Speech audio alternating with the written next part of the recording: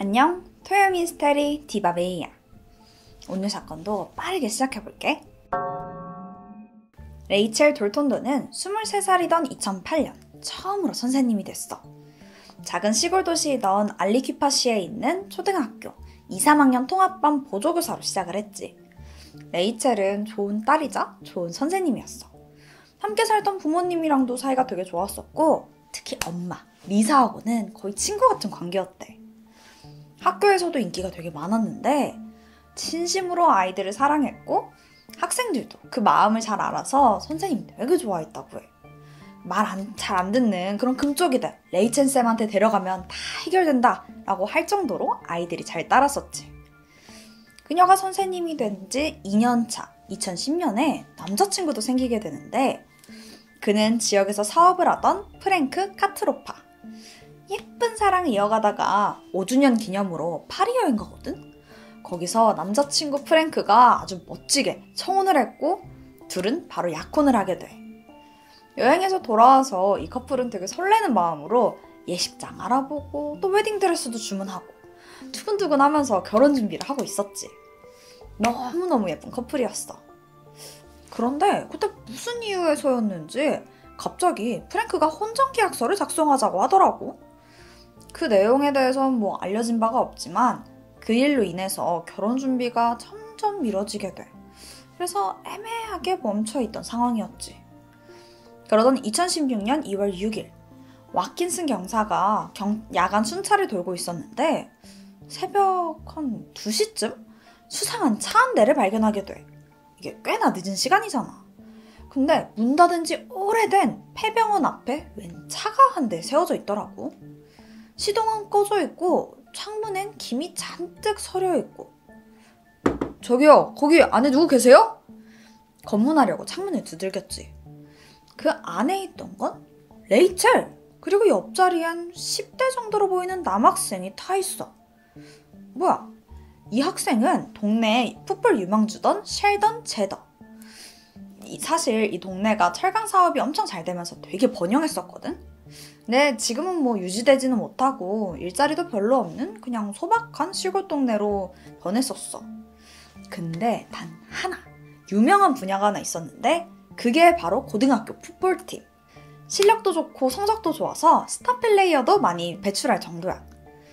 그 중에서도 완전 유망주, 진짜 실력파로 유명했던 선수가 바로 셸던이었었고, 그리고 그는 레이첼의 옛 제자이기도 했었어. 초등학교 때부터 그녀를 되게 잘 따르던 학생이었대. 근데 이 늦은 시간에 인적이 드문 폐병원에서 선생님과 10대 남학생이 왜 같이 있어? 이게 좀 미심쩍잖아. 이때 레이첼이 말하길 그냥 셸던이 요즘에 뭐 고민이 있다 얘기 좀 들어달라고 해서 잠깐 대화만 나누고 있었었대. 근데 알지, 이 동네가 되게 작은 시골 동네인 거. 그래서 주민들끼리 그냥 건너 다 아는 사이였거든. 순찰 돌던 와킨스 경사도 레이첼이랑 아는 사이였어. 자기 딸 로렌의 선생님이기도 했었었고. 게다가 약혼자 프랭크랑도 친하게 지내던 사이였던 거야. 그렇게 뭐 친분이 있다 보니까 일단 시간도 늦었고 학생 집에 데려다주고 그냥 귀가 좋지 해라 라고 그냥 넘어가 주게 돼. 근데 레이첼이 경찰서로 돌아가려던 경찰을 붙잡고 이야기를 하는데 진짜 아무 일도 없었다. 근데 혹시라도 자기 약혼자가 알면 오해할 수도 있으니까 프랭크한테는 꼭 비밀로 해달라고 막 사정사정 하더라고. 그래서 와킨슨 경사는 일단 알았다 하고 별다른 조치 없이 일을 마무리했어. 그 일이 있고 한 일주일 정도 지난 2월 14일 발렌타인데이야. 사실 미국 발렌타인데이가 진짜 큰 기념일 중에 하나거든. 커플이라면 로맨틱하게 보내야 돼. 꼭 데이트도 해야 되고. 레이첼이랑 프랭크 커플도 마찬가지로 데이트했지. 근데 이 커플만 분위기가 좀 이상한 거야. 알고 보니까 프랭크가 요전에 있던 그 레이첼하고 셸던 사건 그걸 대충 들었나 봐.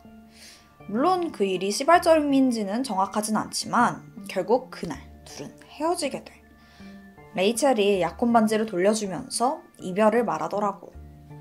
그렇게 둘의 연인 관계는 끝이 났지만 둘은 친구로 남기로 했었고 종종 안부 인사 정도는 주고받았었대.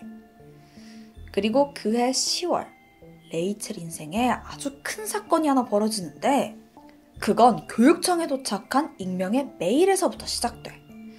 사실 교육청뿐만 아니라 지역 방송국부터 학교들에도 다 전송이 됐는데 그 메일의 내용이 충격적이야. 바로 레이첼과 전 제자 셸던이 미래를 즐기는 사이라는 거야. 그 메일에는 2월 6일 둘이 새벽까지 폐병원 앞에 있었던 일과 레이첼의 인적사항까지 전부 적혀 있는 거야. 뭐 사회보장번호, 생년월일, 전화번호, 심지어 집 주소까지. 그리고 이건 교육청에서 감사를 해야 되는 부분 아니냐? 미성년자랑 심지어 전 제자였던 아이랑 부적절한 관계를 맺은 정황이 확실함에도 불구하고 경찰이 이걸 그냥 덮었으며 수사는커녕 제대로 된 보고조차 올리지 않았다고 폭로를 하더라고. 이 일은 그제서야 지역사회에서 큰 관심을 받게 됐어.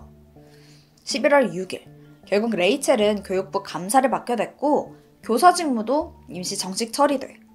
한 달 뒤에는 지역 방송국에서 레이첼의 미래부터 유출된 경찰의 문서까지 그 경위에 대해서 심층적으로 다루기도 했었어. 사실 이때까지는 누가 그 메일을 보냈는지 정확히 밝혀지진 않아. 어쨌든 이 상황에서 제일 큰일 난 건 레이첼이잖아. 사실 이 일이 공론화되고 미성년자 제자와 부적절한 관계를 맺는 최악의 선생님이라는 꼬리표가 달리기도 했어. 하지만 그녀는 자기는 진짜 억울하다면서 많이 힘들어했다고 해. 심지어 동네가 되게 작고 서로 다 알고 지내는 분위기다 보니까 소문도 빠르고 말도 좀 많았던 거야. 그래서 더더욱 좀 정신적으로 많이 힘들어 했었었고 이 억울함 풀려고 막 지역 방송에 나와서 교육부 감사와 경찰 조사에 자기는 성실히 협조하고 있다면서 자신은 정말 제자랑 그런 일이 없다 억울함을 토로했지. 심지어 살해 협박을 받고 있다면서 두려움을 호소하기도 했었었고. 그리고 이 방송이 송출된 지 얼마 되지 않아서 그녀는 살해당하고 말아. 2018년 5월 13일 저녁 레이첼은 그날 와킹스 경사의 딸이자 전 제자인 로렌과 만나게 돼. 아이스크림을 먹으러 간다고 하는데 가는 길에 셸던의 동생 타이리도 함께 했다고 해. 로렌하고 타이리하고 친구 사이였었거든. 그렇게 다 같이 시간을 좀 보내다가 한 밤 10시쯤 헤어졌어. 레이첼은 집으로 돌아갔지. 자기 차 몰아서 부모님과 함께 사는 그 집으로 갔다고 해. 도착해서 주차하고 들어가려는데 현관 쪽에서 의문의 괴한이 다가와서 그녀에게 총격을 가하기 시작해. 무방비 상태이던 그녀는 그대로 총을 맞을 수밖에 없었었고 그렇게 사망하고 말아. 그녀는 무려 10발 넘게 총에 맞아 그 자리에서 즉사한 걸로 보였지. 이 사건 의심스러운 사람이 너무 많아. 우선 레이첼이 살해 협박받게 된 건 모두 그 익명의 메일 때문이었잖아. 여전히 그걸 보낸 사람이 누구인지 명확하게 밝혀지지 않았는데 그 의심스러운 사람이 한 명 있기는 해. 메일이 전송되기 며칠 전에 레이첼의 전 약혼자 프랭크가 경찰서에 다녀갔던 거야. 그리고 문서 하나를 연락 요청했는데 그게 바로 레이첼과 셸던 관련했던 그 2월 6일 사건에 대한 문서였던 거지. 사실 경찰서에서 일반 시민이 이런 문서를 쉽게 보는 게 말이 안 되거든. 근데 프랭크는 무려 그 서장이랑 아는 사이였던 거야. 결국 친분으로 정식 절차 없이 아주 손쉽게 사본을 얻게 됐고 그걸 본 프랭크는 얼굴이 시뻘개져서 잔뜩 화가 난 채 경찰서로 나갔다고 해. 그날 경찰서에 있었던 사람들은 아마도 그 레이첼 일이 공론화된 거는 프랭크가 그런 게 아닐까라고 추정했다고 해. 자, 메일을 프랭크가 보냈다? 그러면 살인사건도 연관이 있을 수도 있잖아. 좀 화가 나 있었을 수도 있으니까. 그래서 조사가 진행됐는데 봐봐, 그 약혼녀가 10대 소년과 바람을 피웠다고 오해했고 그 사실을 자존심 센 사업가로서 참기 힘들었을 거라고 추정돼. 한참 시간이 흘렀음에도 불구하고 익명의 메일을 보내서 레이첼의 명예와 커리어를 완전 바닥에 내려치기도 했었었고. 물론 프랭크는 이 모든 걸 부인했어. 경찰 조사에서는 그가 사건에 연루됐다는 어떤 단서도 확인되지 않았고 오히려 그는 한 방송사의 인터뷰에서 이건 정말 슬픈 일이에요. 한 사람을 8년이라는 긴 시간 동안 사귀었어요. 그런데 제가 어떻게 그렇게 끔찍한 일을 저지르겠습니까? 적어도 레이첼을 죽인 범인이 검거돼서 법의 정의를 보길 바랄 뿐이에요. 라고 심경을 밝히기도 했어. 자, 그러면 이 사건에 대한 목격자는 없었을까? 이 사건이 주택가에서 벌어졌잖아. 그럼 적어도 목격자가 한 명쯤 있을 수도 있고. 맞아. 당시를 봤던 사람이 딱 한 명 있는데 그는 레이첼의 이웃, 그 집 건너편에 살던 사람이었어. 그날 저녁 잠깐 테라스에 나와서 담배를 좀 피려고 하는데 총소리가 들린 거야. 깜짝 놀라서 조심스럽게 그 소리가 난 방향으로 가봤지. 그리고 그 밖에는 쓰러진 레이첼이 보였어. 하지만 그녀 말고는 아무도 보이질 않는 거야. 아무래도 범인이 그 집 사이로 숨어서 도주한 걸로 보인다고 진술했어. 근데 이때 밝혀진 사실. 이 목격자가 유력 용의자 중 하나던 셸던의 사촌이더라고. 아이, 그러면 얘기가 달라지지. 이 얘기 신빙성 완전 떨어지잖아. 근데 궁금증이 여기서 하나 생기지. 대체 셸던은 왜 용의자로 지목된 걸까? 애초에 둘이 부적절한 관계가 맞았을까? 알고 보니까 셸던은 선생님을 좋아했어. 처음에 존경 그 정도였는데 이게 점점 선을 넘더라고. 불쑥불쑥 레이첼 집에 찾아오기도 하고 한 번은 술 취해서 선생님 집 창문 두들기면서 난동을 피우기도 했었었대. 이런 식으로 막 스토킹도 하고 결혼해달라고 협박하면서 떼쓰기도 했었거든. 그래서 레이첼의 엄마 리사는 딸의 사망에 셸던이 분명히 연관되어 있을 거라고 생각했어. 셸던 때문에 딸이 굉장히 힘들었었고 절대로 둘이 사귄다거나 미래를 즐기던 사이가 아니라고 주장했지. 그런 리사의 주장에 경찰은 셸던의 집에 찾아가 보게 돼. 셸던은 자기가 좋아하던 선생님의 사망 소식에도 별다른 감정의 동요를 보이지 않더라고. 사실 이거부터 수상하지. 그래서 그의 폰을 압수했고 전화 기록부터 GPS까지 전부 확인해봤다? 근데 그날 그 타일이 기억나? 셸던의 동생이라고 했었잖아. 그리고 레이첼이 사망한 당일에 마지막까지 함께 있기도 했었었고. 근데 그날 셸던이랑 같이 연락했던 기록이 남아있더라고. 자, 둘이 연락했던 내용은 레이첼이랑 지금 어디 갔고 우리 뭐 했고 상세히 다 알려주고 있었어. 그리고 그들이 마지막 연락을 한 건 밤 10시 반쯤. 타이리가 보낸 우리 이제 이동한다. 그리고 셸던이 나도 출발해. 이 메시지가 마지막이더라고. 이 메시지들 너무 수상하지. 이 시간이면 헤어지고 레이첼이 집으로 돌아가던 시간쯤이거든. 이게 정황상 분명 사건이랑 연관이 있어 보이잖아. 하지만 이런 문자 기록 정도는 그녀를 살해했다는 그 기록이 증거가 될 순 없었어. 그럼 자기가 용의자가 됐을 때 셸던의 반응은 어땠을까? 셸던과 가족들 모두 도대체 왜 자기가 용의자로 지목된 건지 모르겠다고 하더라고. 그리고 사건 당일 아들이 집에 있는 걸 똑똑히 봤대. 아무 증거 없이 어린 학생을 범인으로 본다면서 오히려 경찰을 비난하는 거야. 그리고 덧붙이는 말이 좀 어이가 없는데 셸던과 레이첼 둘이 연인 관계가 맞았다더라고. 아니, 피해자랑 이렇게 진술이 엇갈리는데 대체 누구 말이 맞는 걸까?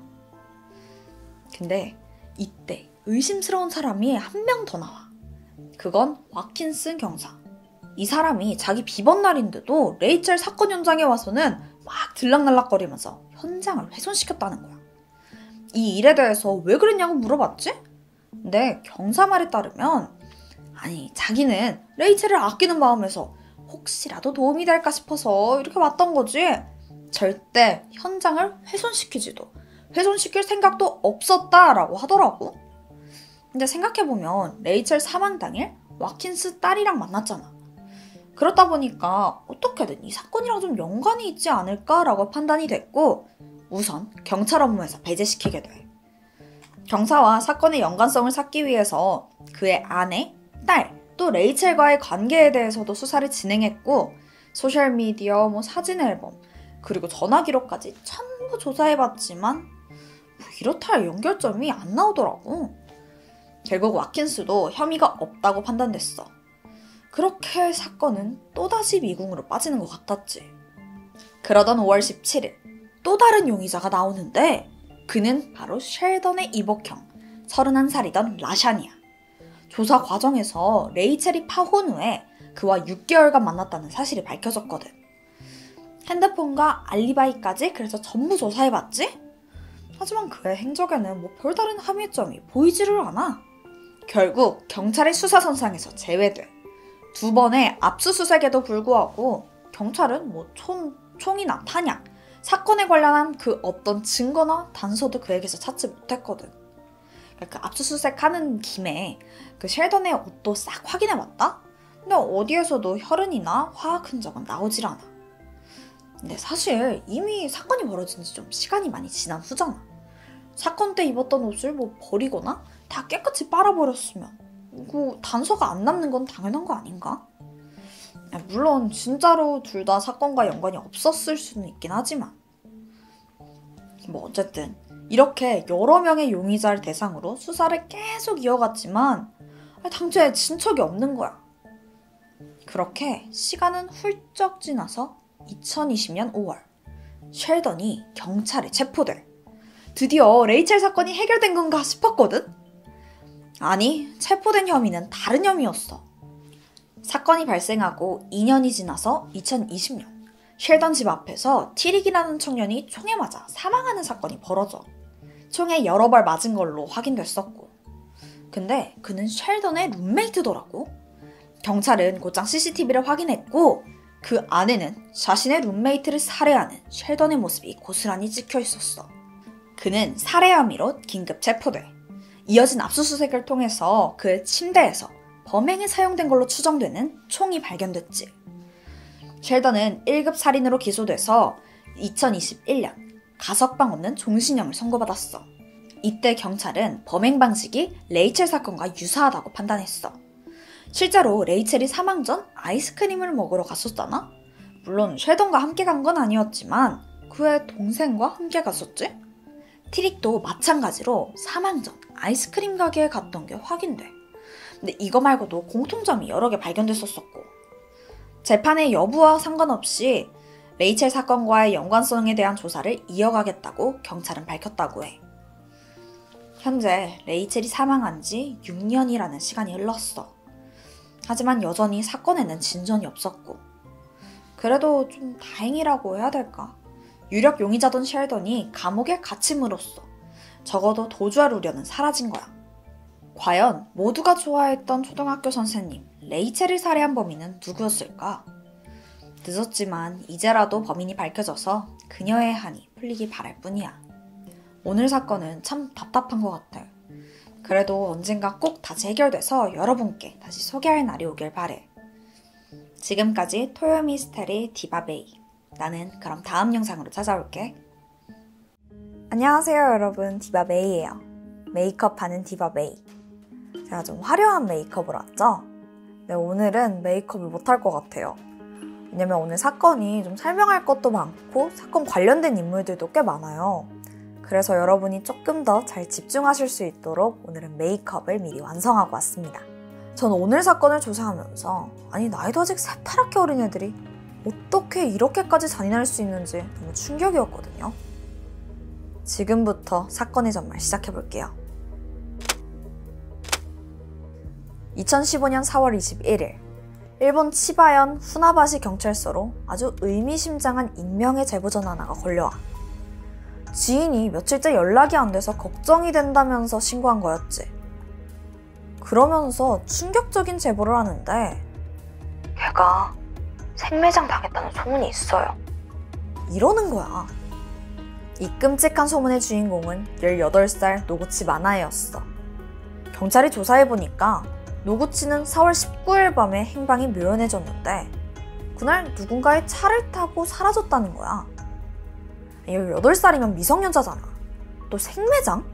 경찰은 놀라서 급하게 수사를 시작했어. 근데 도저히 그 차를 탄 다음의 행적이 나오질 않더라고. 그렇게 시간만 흘러갔고 실종된 지 5일이 지났어. 드디어 노구치가 발견되는데 안타깝게도 이미 사망한 상태였지. 우선 시신이 있던 곳은 치바현 나리타 공항 주변의 어느 밭인데 이 시신의 모습이 너무 처참하더라고. 한 1m 정도 되는 구덩이 안에 무릎을 꿇은 상태였어. 양손은 결박되어 있었고 입에는 재갈이 물려져 있었고 머리에는 포대자루까지 씌워져 있던 거야. 마치 무슨 처형을 당한 것 같은 모습이었어. 경찰이 부검을 했는데 시신에 외상이 있긴 했거든. 근데 죽음에 이르게 할 만큼 치명적인 건 아니더라고. 결정적인 사인은 질식사였지. 이게 무슨 뜻이냐면 질식사는 숨을 못 쉬어서 사망한 거잖아. 그럼 생각하기도 싫지만 노구치가 이 구덩이에 생매장됐을 수도 있다는 뜻이야. 겨우 18살밖에 안 된 소녀한테 도대체 왜? 누가 그랬던 걸까? 경찰도 충격받았지. 그래서 얼른 수사에 나섰어. 노구치의 생전 행적을 파헤쳤고 동시에 주변 인물들을 탐문하기 시작해. 그러다가 노구치의 돈관계에 대해서 알아내게 되거든. 노구치가 지인들한테 여기저기 돈을 빌리고 다녔더라고. 심지어 10대 치곤 꽤 큰 돈을 빌리고 제대로 갚지도 못했던 거야. 그러니까 친구들 사이에서 평판도 별로 좋지 않았고. 근데 겨우 18살 학생인 노구치가 그 큰 돈이 왜 필요했을까? 그 이유가 충격적이야. 그동안 노구치는 빌린 돈으로 호스트바에 다니고 있었던 거. 이게 언제부터였는지 알아? 중학교 2학년 때부터야. 노구치가 어느 날부터 자기보다 한참 나이가 많은 남자랑 어울려 다녔대.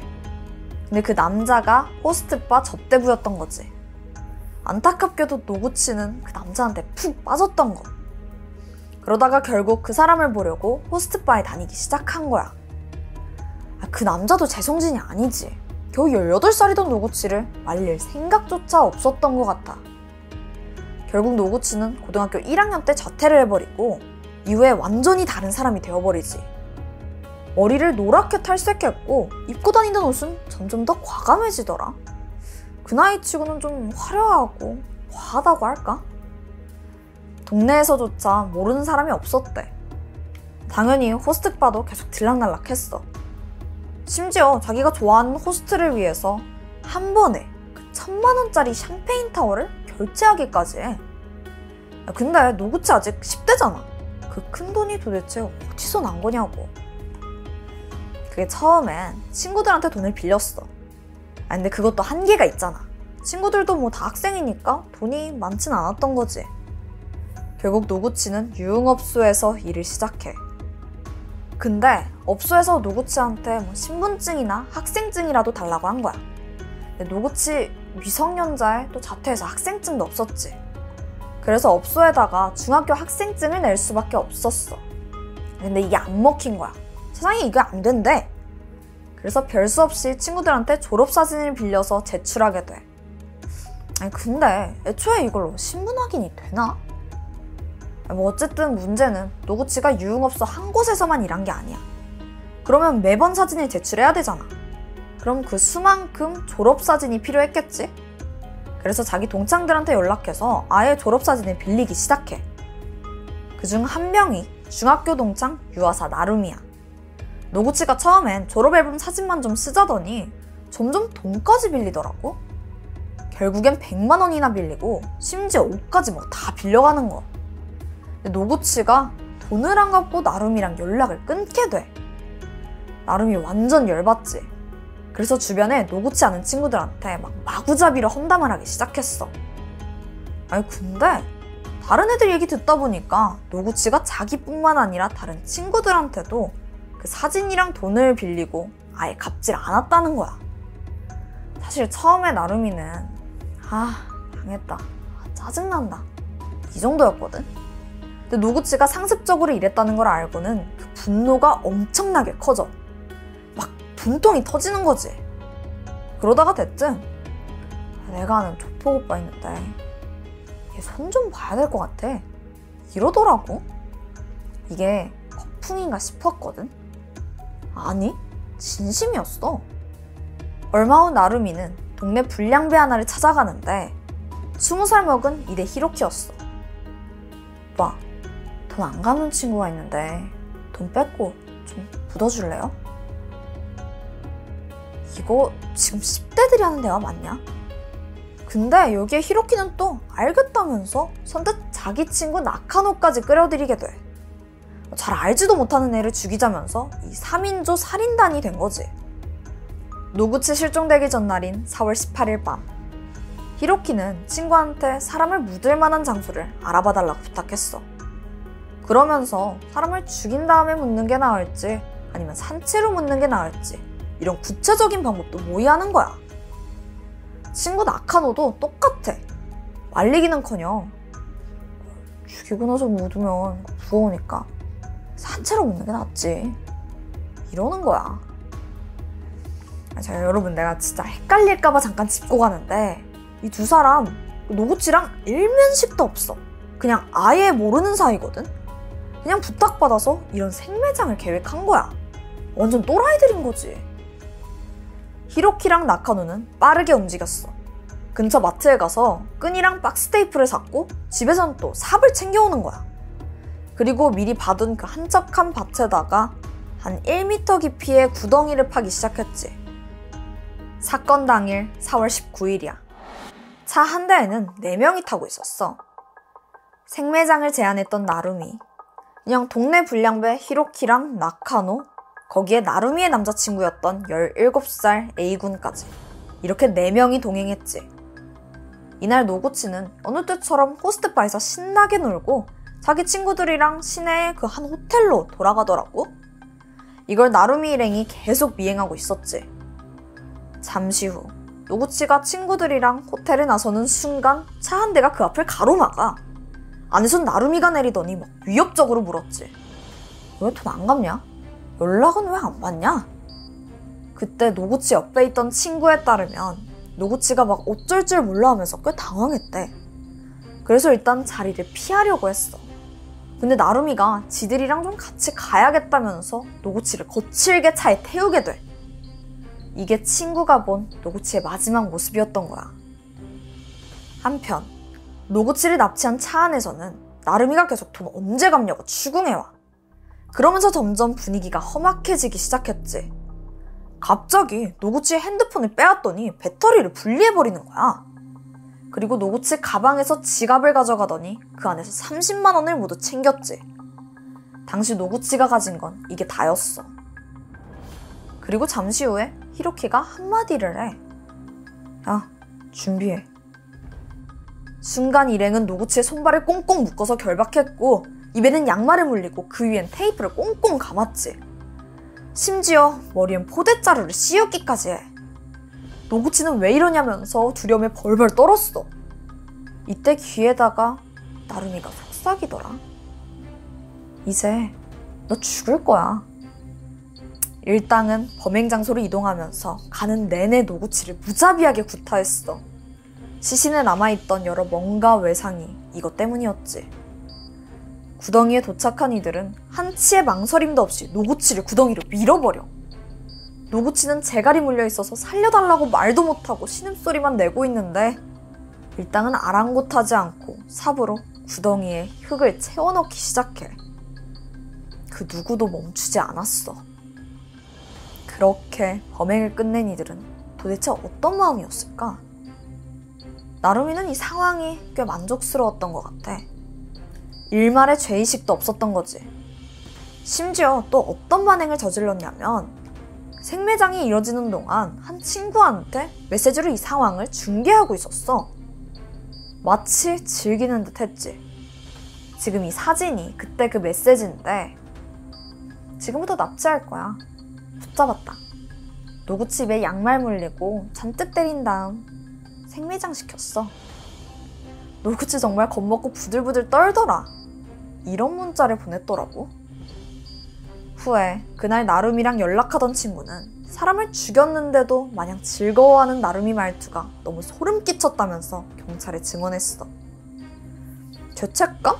그런 건 전혀 없었지. 불행 중 다행으로 경찰은 빠르게 용의자를 추적하게 돼. 범행 자체가 너무도 허술한 덕분이었어. 아니, 일단 결정적으로 나루미 애가 지 스스로 막 신나서 떠들고 다닌 거. 그러니까 소문이 난 거지. 또 범행 장소도 사실 눈에 띄기 쉬운 한 밭 한복판이었던 거야. 처음부터 뭐 숨기려고도 안 한 거지. 범인 나루미 히로키 나카노, 그리고 나루미의 남자친구 A군까지. 사건이 벌어지고 며칠 후에 모두 경찰에 체포됐어. 범행을 순순히 인정하더라. 그리고 살해 동기에 대해서 물어봤더니 너무 어이없는 답변을 하는 거야. 그냥 살려뒀다가 경찰에 신고할까봐 그냥 죽였대. 이게 동기로 볼 수 있는 거야? 그나마 명확한 동기가 있는 사람은 나루미 뿐이잖아. 근데 얘 말도 기가 막혀. 그냥 짜증나서요. 짜증난다고 사람을 생매장하냐? 2016년 11월 11일 첫 공판이 열렸어. 이날 나루미 히로키 나카노 모두 무기징역을 선고받았고, 남자친구 A씨는 살인에 직접적으로 가담하지 않았다고 판단되면서 소년원으로 가게 돼. 근데 나루미가 억울하다면서 항소를 하더라. 직접적으로 살인하진 않았다는 거야. 뻔뻔하지. 애초에 이걸 시작한 게 나루미잖아. 나중에 한 기자가 유가족한테 사과할 마음이 있냐고 물어봤거든. 근데 아주 뻔뻔하게 대답하더라. 없는데요? 이걸 들은 유가족들은 얼마나 더 분노했겠어. 노구치의 아버지는 나루미를 사형에 처해달라고 법원에 강력하게 요청하기도 해. 결국 나루미의 항소는 기각됐고 최종 재판에서 무기징역이 확정됐지. 이 사건은 당시 일본에서 큰 주목을 받았어. 그러면서 한편으론 나루미 말고 그 다른 두 명은 도대체 왜 살인을 했는지 도저히 이해하지 못한다는 분위기였거든. 한 심리학자가 이건 집단 심리 때문일 거라고 분석했어. 처음에 나루미가 그랬잖아. 돈 안 갚는 친구 있는데 돈 뺏고 땅에 묻어버릴까? 이게 마치 애들 사이에선 그냥 뭐 장난? 일탈? 이 정도라고 생각했던 거지. 어느덧 그 말에 홀린 듯 충실해져서 진짜 살인을 하고 있었다는 거. 한편으론 생매장이라는 것 자체가 살인이라기보단 그냥 놀이처럼 여겨졌을 거라는 추측도 있어. 근데 생매장 자체가 너무 끔찍하잖아. 잔인하고. 그걸 어떻게 놀이처럼 가볍게 여길 수가 있어. 근데 이 사건이 일본에서 한 가지 큰 획을 긋게는 돼. 당시 가해자 나루미는 18살이잖아. 그런 미성년자인데도 무기징역이 내려진 거야. 이건 일본 최초의 사례로 기록됐어. 어쩌면 소년범죄가 판에 치는 일본에서 이제 니들도 피해갈 수 없을 거다 라는 강력한 메시지를 주는 그런 판결이라고 볼 수 있지. 그래, 범죄를 저지른 그런 사람들한테는 그에 맞는 합당한 처벌이 내려지는 게 정의잖아. 그게 맞지? 참고로 2022년 4월 기준으로 일본의 성인 기준 연령이 바뀌었어. 원래는 만 20세부터가 성인인데 이제는 만 18세부터가 성인이래. 그러면서 특정 소년이라는 기준이 새롭게 생겨났거든. 이게 갓 성인이 된 18살과 19살 범죄자들을 말하는 건데, 그러니까 17살 아이들은 범죄를 저질러도 가장재판소로 가거든. 근데 이 특정 소년들은 성인과 가까운 거의 중형을 선고받을 수 있다는 거야. 얼굴이랑 또 실명도 공개될 수 있고. 몇몇은 오늘 소개한 이 생매장 사건이 법 개정에 결정적인 영향을 끼쳤다고도 해. 근데 중요한 건 우리도 그 촉법소년 또 소년재판 이런 거 얘기할 때 또 예를 드는 게 일본이거든. 가깝지만 먼 이 일본에서도 이렇게 기준이 엄격해졌다면 우리나라도 곧 머지않았다고 생각해. 난 나이에 상관없이 저지른 죄에 따라서 그냥 제대로 벌을 받는 그런 합리적인 사회가 되길 바랄 뿐이야. 오늘 내가 준비한 스토리는 여기까지야. 그럼 난 다음에 또 새로운 스토리로 찾아올게. 그럼 우리 또 만나자. 안녕.